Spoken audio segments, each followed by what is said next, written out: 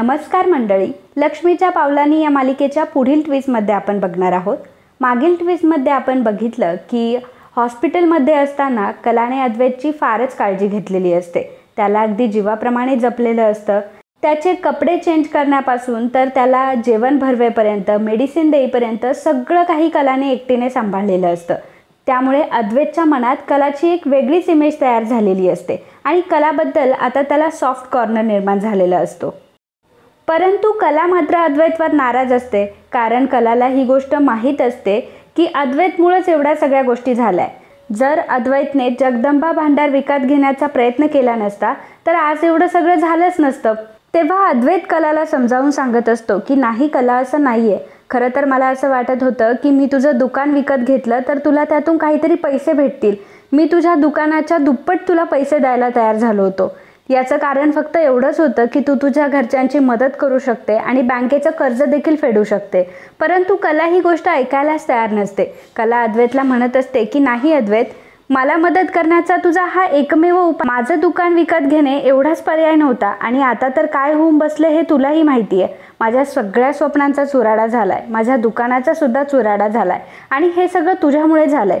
अद्वैतला मात्र फार गिल्टी वाटत असतं की त्याने कलाच्या स्वप्नांना जाळून टाकलंय आणि अद्वैत कलाला प्रॉमिस करतो की कला, मी तुझ्यासाठी नक्कीच काहीतरी करेन। मी जे काही चूक केली आहे, मी जे काही तुझ्यासोबत वागलोय ते मी पुन्हा ते निस्तारण्याचा प्रयत्न करणार आणि मी पुन्हा तुझी स्वप्न तुला मिळवून देणार, असं अद्वैतने कलाला वचन दिलेलं असतं। तर राहुलची एक बहीण असते जी बाहेर देशामध्ये शिकत असते आणि ज्वेलरी डिझायनिंगमध्ये तिने टॉप केलेलं असतं। आता तिचं कॉलेज कंप्लीट झालेलं असतं म्हणून ती घरी आलेली असते।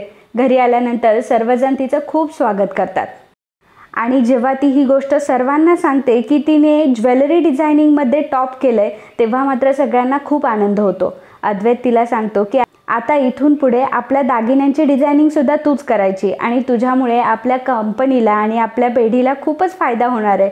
रोहिणीला मात्र खूप आनंद होत असतो, कारण राहुल तर काही काम करत नसतो, परंतु तिची मुलगी मात्र खूप काम करण्यासाठी तत्पर असते। पण शेवटी ती रोहिणीची मुलगी असते, त्यामुळे रोहिणी आणि राहुलवरच गेलेली असते। खूप ॲरोगंट असते, कोणालाही फटकन काहीतरी बोलून जाते। सर्वजण जेव्हा तिला शाबासकी देत असतात, तिचं कौतुक करत असतात, त्यावेळी कला देखील तिचं कौतुक करते आणि कलासुद्धा तिला म्हणते की खरंच तू खूप छान केलंस आणि ज्वेलरी डिझायनिंगमध्ये टॉप करणं ही साधी गोष्ट नाही आहे। पुढील आयुष्यासाठी तुला मनापासून शुभेच्छा। तेव्हा ती म्हणते की मला तुझ्याकडनं शुभेच्छा घेण्याची काही गरज नाही आहे। मला माहिती आहे की तू माझ्या अद्वैत ब्रोसोबत किती धोक्याने लग्न केलं आहेस आणि तू पण एक आर्टिस्ट आहे ना। मला माहिती आहे तू माझ्यावर जळती आहेस, कारण मी आज एवढं मोठं टॉप केलं आहे कॉलेजमध्ये आणि तुला जळजळ होती आहे ना माझ्याबद्दल। असं काहीतरी ती कलाला बोलू लागते। कला म्हणत असते की नाही, माझा असा खरंच काही अर्थ नाही आहे आणि मला तर उलट आनंद झाला आहे की तू ज्वेलरी डिझायनिंगमध्ये टॉप केलं आहेस, माझ्यासाठी तर आनंदाची गोष्ट ही। तेव्हा ती म्हणत असते की नाही नाही, मला माहिती आहे ना तुझ्या मनामध्ये काय आहे। खरं तर तुला शिकता आलं नाही, तुला पण ज्वेलरी डिझायनिंग करायचं असेल, तू पण एक आर्टिस्ट आहे, परंतु पैशांच्या अभावी मात्र तुला ह्या गोष्टी करताच आल्या नाही आणि आता माझ्या पदरात एवढं मोठं सुख पडलंय, मी एवढी टॉपर झाली आहे आणि म्हणून तुला जळजळ होतीये ना। तेव्हा अद्वैत तिला शांत करतो आणि म्हणतो की बस झालं। तेव्हा अद्वैत आता सर्वांसमोर कलाची बाजू घेतो आणि रोहिणीच्या मुलीला तो चांगलंच झापतो। तू कलाशी असं का बोललीस आणि कलाशी बोलण्याचा तुझा हा टोन अजिबात बरोबर नाहीये, कारण कला तुझी सगळ्यात मोठी वहिनी आहे। पुन्हा जर तू कलासोबत असं बोललीस आणि पुन्हा जर कलाला काही उद्धट बोललीस, तिच्याशी उद्धट वागलीस, तर माझ्या इतकं वाईट कोणीच नसेल, असं त्याने तिला बजावून सांगितलेलं असतं आणि हेही सांगितलेलं असतं की तू या घरामध्ये सगळ्यात लहान आहेस, त्यामुळे तू लहानसारखंच राहायचं आणि माझ्या बायकोशी असं वागलेलं मला पुन्हा अजिबात आवडणार नाही। तर कला मात्र अद्वैतकडेच बघू लागते की हा अद्वैत चांदेकर माझी साईड कशी काय घेतो। परंतु यावेळी अद्वैत खऱ्या मनाने कलाची साईड घेत असतो, कारण त्याला माहीत असतं, तो खूप गिल्टी असतो की त्याने कलासोबत जे काही केलेलं असतं त्याला त्याचा खूप राग येत असतो आणि कला बरोबर आहे आणि तो चुकीचा आहे असा त्याला समज झालेला असतो। दुसऱ्या दिवशी कला ही माहेरी गेलेली असते, कारण बाबांची तब्येत खराब असते आणि डॉक्टरने काही ब्लड टेस्ट करायला सांगितलेले असतात, त्यामुळे कला त्यांना हॉस्पिटलमध्ये घेऊन गेलेली असते। आता रोहिणीची मुलगी सुद्धा त्याच हॉस्पिटलमध्ये आलेली असते आणि तीही प्रेग्नन्सी टेस्ट करायला आलेली असते। जेव्हा कला तिला बघते तेव्हा कलाला मोठा धक्का बसतो आणि कला तिला डायरेक्ट विचारायला जाते की तू इथे काय करतेयस आणि तू प्रेग्नन्सी टेस्ट करायला आली आहेस का। कारण तू ज्या वॉर्डमधून बाहेर पडली आहे तिथे तर प्रेग्नन्सी टेस्टच केल्या जातात. तर रोहिणीची मुलगी आता फारच घाबरलेली असते आणि आता कला सगळीकडे बोंबाबोंब करणार आणि माझी सगळी वाट लावणार अशी तिला भीती वाटायला लागते.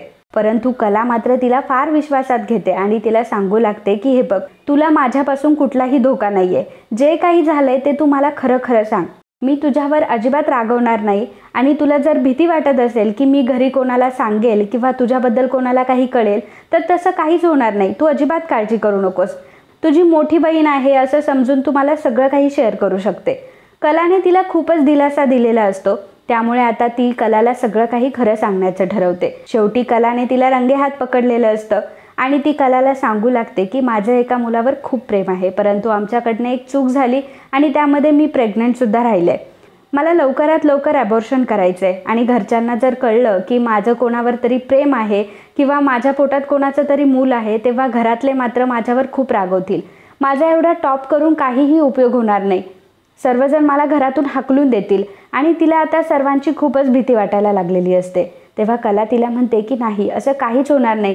तू अजिबात काळजी करू नको. मी आहे ना, मी असं काही होऊ देणार नाही. तुझं त्या मुलावर खरंच प्रेम आहे ना? तेव्हा ती सांगते की हो, माझं त्या मुलावर खरंच प्रेम आहे आणि आम्हाला दोघांना लग्न करायचं आहे, परंतु त्याची परिस्थिती आपल्या परिस्थितीपेक्षा जरा थोडीशी बिकट आहे. कला म्हणते की प्रेमामध्ये कधी परिस्थिती नाही बघितली जात.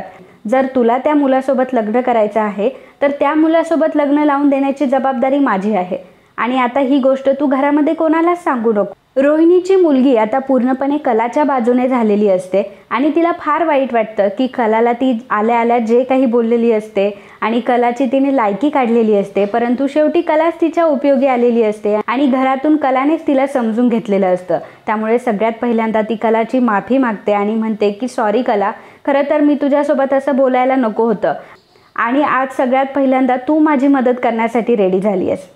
मी तुझे हे उपकार आयुष्यभर नाही विसरणार. तेव्हा कला म्हणते की तू काळजी करू नकोस, मी तुझ्यासोबत आहे. तितक्यातच नर्स तिथे येते आणि नर्स विचारते की प्रेग्नन्सी रिपोर्ट कोणाच्या नावाने करायचे आहेत. तेव्हा ती मुलगी तिचं नाव सांगायला जाणार, तेवढ्यातच कला सांगते की नाही, तुझ्या नावाने नको करूस, माझ्या नावाने रिपोर्ट कर. म्हणजे कला अद्वैत चांदेकर ह्या नावाने प्रेग्नन्सी रिपोर्ट कर. जर प्रेग्नन्सी रिपोर्ट माझ्या नावाने असेल तर कोणाला डाऊट येणार नाही.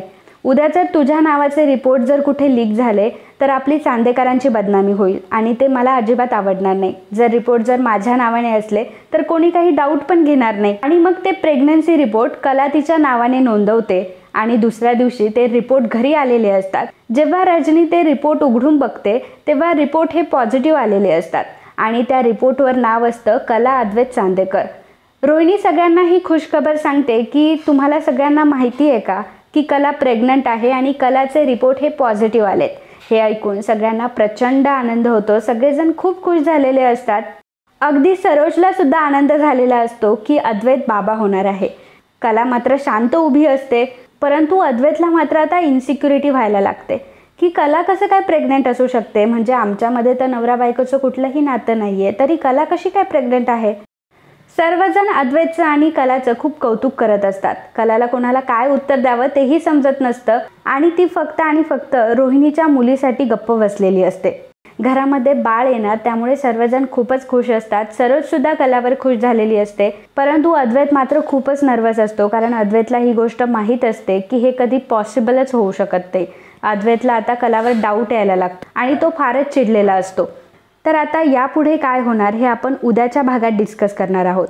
जर मित्रांनो तुमची लक्ष्मीच्या पावलांनी ही मालिका फेवरेट असेल आणि पुढील अपडेट तुम्हाला जाणून घ्यायचे असतील तर लगेच आपल्या चॅनलला सबस्क्राईब करा आणि हा व्हिडिओ आवडला असेल तर व्हिडिओला लाईक आणि कमेंट करायला विसरू नका. धन्यवाद.